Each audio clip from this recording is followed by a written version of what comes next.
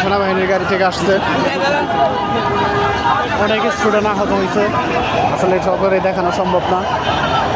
এই যে সেনাবাহিনী গাড়ি এবং অ্যাম্বুলেন্স প্রতিনিয়ত আসছে।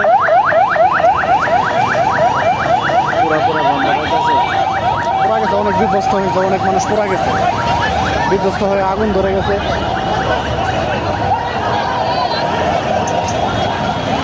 এটি একটি মর্মান্তিক ঘটনা, আর সাক্ষী হতে চলছে বাংলাদেশ।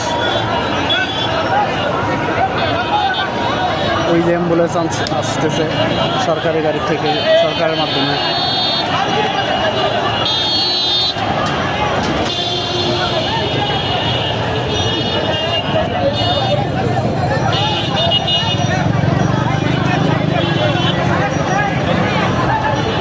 আদৌ আপনাকে ওদেরকে কতটুকু দেখাতে পারতেছি সেটা বলতে পারতেছি না।